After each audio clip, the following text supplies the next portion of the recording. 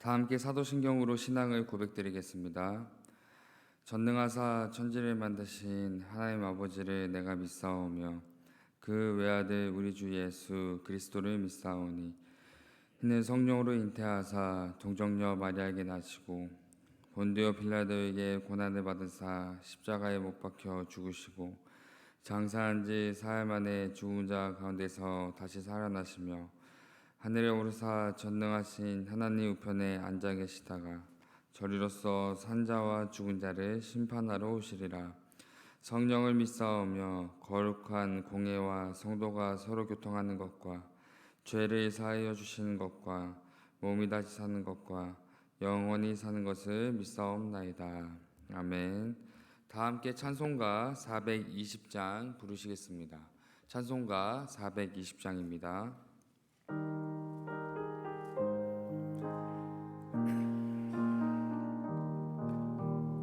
너 성결케 위해 늘 기도하며 너 주 안에 있어 늘 성경 보고 온 형제들 함께 늘 사귀면서 일하기 전마다 너 기도하라. 너 성결케 위해 내 머리 숙여 저 은밀히 계신 내 주께 빌라. 주 사귀어 살면 주 닮으리니 널 보는 이마다 주 생각하라.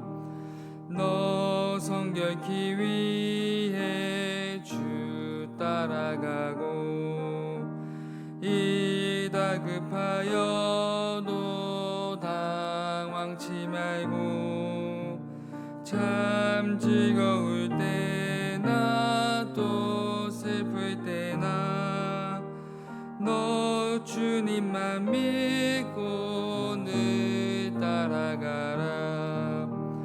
너 성결케 위해 늘 기도하며 내 소원을 주께 다 맡기어라. 너 성령을 받아 주 섬겨 살면 저 천국에 가서도 잘 섬기리. 오늘 함께 보실 하나님의 귀한 말씀은 에베소서 5장 15절에서 21절까지의 말씀입니다. 에베소서 5장 15절에서 21절까지의 말씀입니다. 제가 봉독해 드리겠습니다.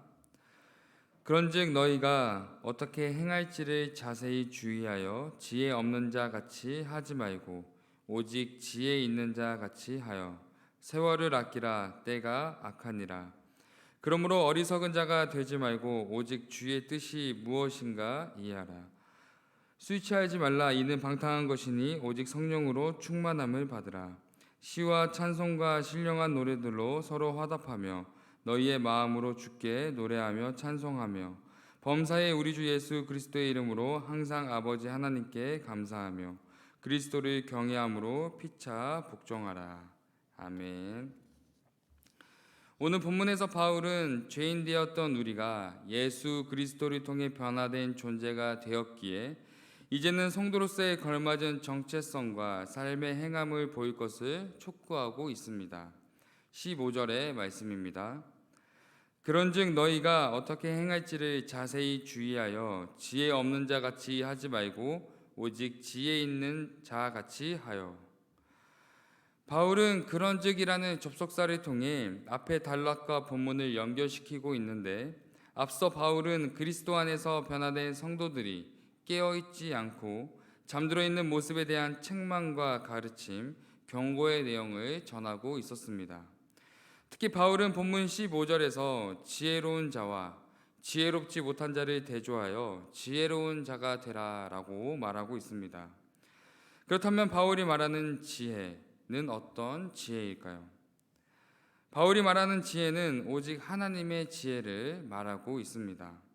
그러나 세상에는 세상의 경험과 문화, 사람들의 가르침을 쫓는 지혜가 있으며 그 지혜는 예수님을 십자가에 못 박게 한 세상의 지혜이며 결국 세상의 지혜를 쫓아 살아가는 사람들은 하나님이 보시기에 지혜롭지 못한 자의 모습이다라고 대조하여 말하고 있습니다.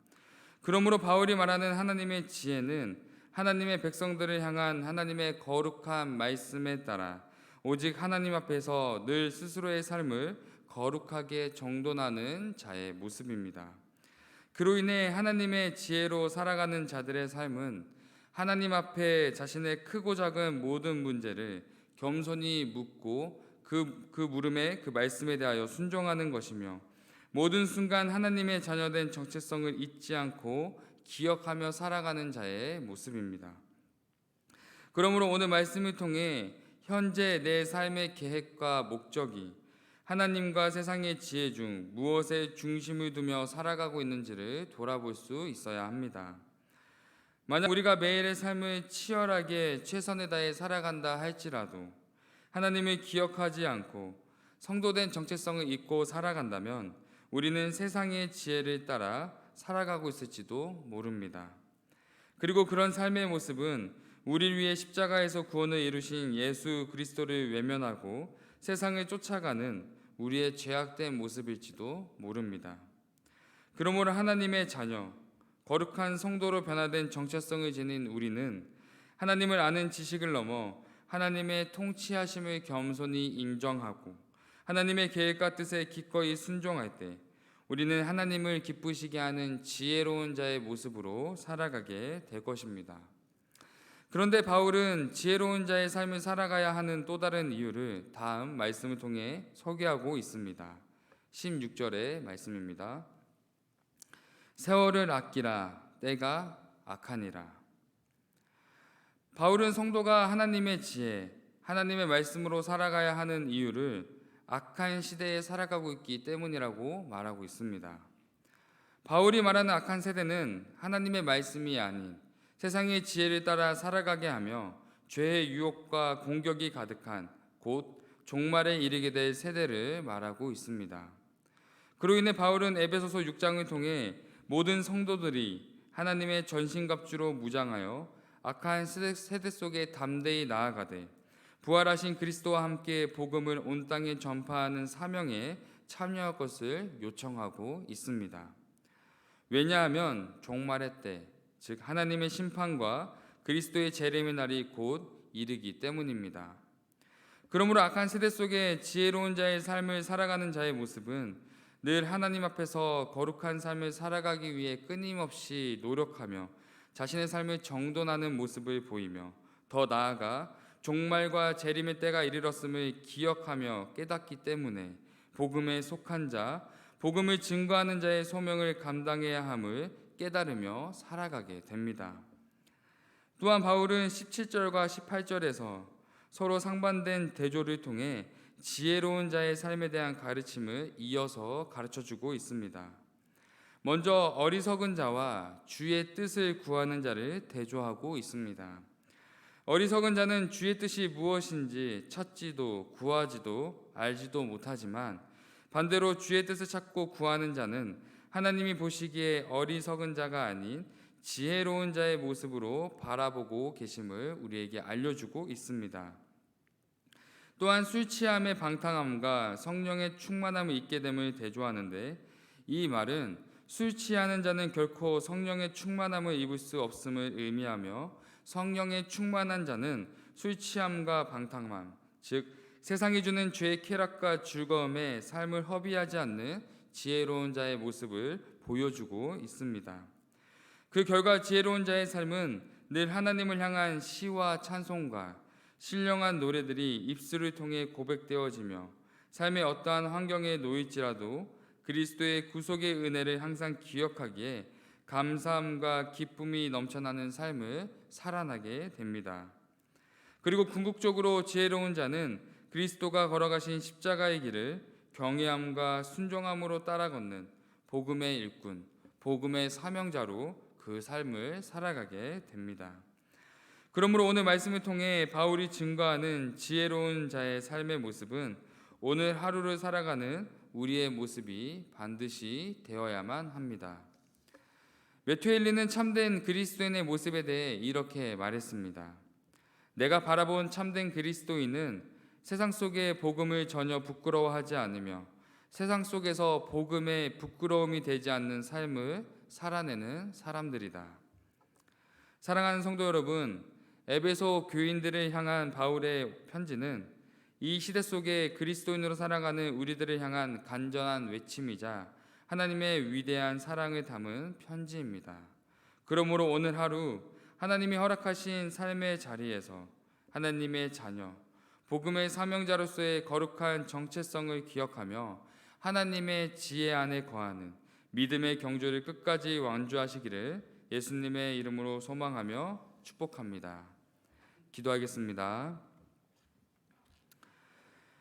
사랑의 하나님, 오늘 하루를 허락하시고 예배의 자리로 인도하여 주심에 감사드립니다. 하나님, 우리가 하나님의 말씀을 보고 듣지만 끊임없이 세상의 지혜와 가치를 쫓아 살아갈 때가 많습니다. 그러나 우리 눈에 보이지 않지만 모든 것을 통치하고 계신 창조주 하나님의 지혜를 구하며 의지하게 하시고 성령 충만함을 통해 세상 속에서 구별된 하나님의 자녀, 복음의 사명자로서의 거룩한 사명을 감당하며 살아가게 하옵소서. 우리의 모든 사랑의 시작과 완성되시는 예수 그리스도의 이름으로 기도드립니다. 아멘. 하늘에 계신 우리 아버지여, 이름이 거룩히 여김을 받으시오며 나라에 임하옵시며 뜻이 하늘에서 이루어진 것 같이 땅에서도 이루어지이다. 오늘날 우리에게 일용할 양식을 주옵시고 우리가 우리에게 죄 지은 자를 사하여 준 것 같이 우리의 죄를 사하여 주옵시고 우리를 시험에 들게 하지 마옵시고 다만 악에서 구하옵소서. 대개 나라와 권세와 영광이 아버지께 영원히 있사옵나이다. 아멘. 들으신 말씀을 기억하며 함께 기도하겠습니다. 첫 번째 기도 제목은 세상의 지혜가 아닌 하나님의 지혜를 구하고 의지하는 거룩한 복음의 사람, 복음의 사명자로 살아가게 하옵소서. 두 번째 기도 제목은 코로나의 재확산으로부터 교회와 성도, 이웃들을 지켜주옵소서. 세 번째 기도 제목은 타국에서 복음을 증거하시는 선교사님들의 사역과 삶을 지켜주옵소서. 이렇게 세 가지 기도 제목을 놓고 함께 기도하신 후에 각자 개인 기도하시고 돌아가도록 하겠습니다. 기도하겠습니다. 사랑의 하나님, 오늘 우리에게 허락하신 이 하루의 삶 속에 우리가 하나님의 말씀을 마음에 품고 또다시 삶의 자리로 나아갑니다. 하나님, 우리가 삶의 자리, 즉 세상 속에 나아가지만 우리가 눈으로 바라보고 귀로 듣는 세상의 가르침과 세상의 지혜와 사람들의 많은 소리에 우리가 이끌리며 따라가는 삶이 아닌 오직 하나님의 말씀에 나의 삶의 중심을 두고 하나님의 말씀에 나의 삶의 가치를 두고 나아갈 수 있도록 붙잡아 주옵소서. 하나님, 우리가 하나님의 지혜를 쫓아 살아가는 자의 삶을 살아갈 수 있도록 붙잡아 주옵소서. 그렇게 우리가 더욱더 말씀을 가까이 하며 늘 하나님과 교제하는 기도의 삶을 통하여서 세상이 아닌 하나님의 지혜 가운데 사람들이 전혀 알 수 없고 깨달을 수 없는 놀라운 하나님의 지혜로 살아갈 수 있도록 붙잡아 주옵소서.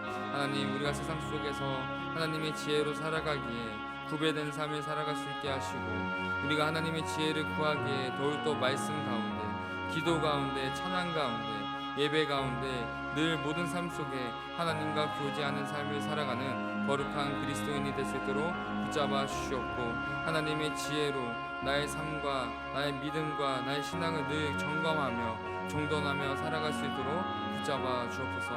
하나님, 코로나의 재확산으로부터 교회와 성도님들을 지켜주시옵고 또한 내 주변에 있는 모든 이웃들의 모든 삶 가운데 하나님께서 보호하시고 지켜주시옵소서.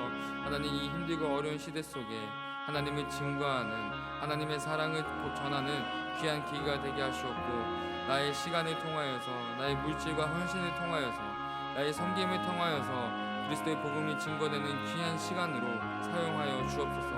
힘든 시간일수록 더욱더 우리의 삶 가운데 어려움이 많을수록 하나님의 사랑으로 나아갈 수 있는 귀한 계기임을 깨닫게 하시고 그 시간 속에 하나님 알지 못하는 이웃들에게 하나님의 사랑을 증거할 수 있도록 붙잡아 주옵소서.